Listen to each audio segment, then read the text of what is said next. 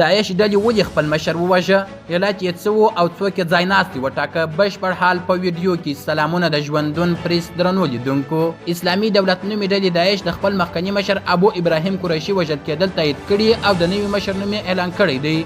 په یوه غږیز پیغام کې چې پر انټرنیټ خپور شوی، ابو حسن هاشمي د نوي خلیفه په توګه اعلان شوی دی، خو د نوموړي د پیژندګلوۍ په هکله هیڅ جزئیات نه دي ورکړل شوي. دغه راز په یاد پیغام کې داسې څه نه دي ویل شوي چې ابو ابراهیم قریشي چیرې او کله وژل شوی. خو له دې مخکې د تېرې فبروري په 3 د امریکا د متحده ایالتونو وویل دغه عراقي جهادي د امریکایي ځانګړو ځواکونو یوې چاپې پر مهال په شمال لویدیځ سوریه کې ځان او کورنۍ غړي په یوه چاودنه کې وژل شوي.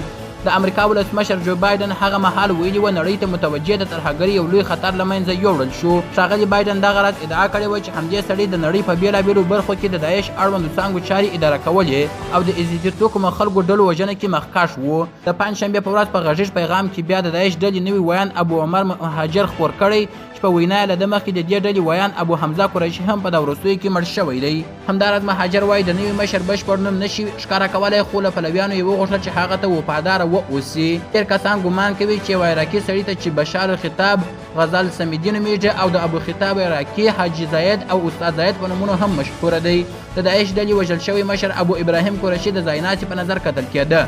داعش یو مهال د عراق له ختیځه نیولې د سوریې تر لویدیځه پورې په نږدې 88,000 مربع کیلومتره ځمکه واکمني کوله او په نږدې 8 میلیونه خلکو یې خپل سخت دریځ اصول وضع کړي وه.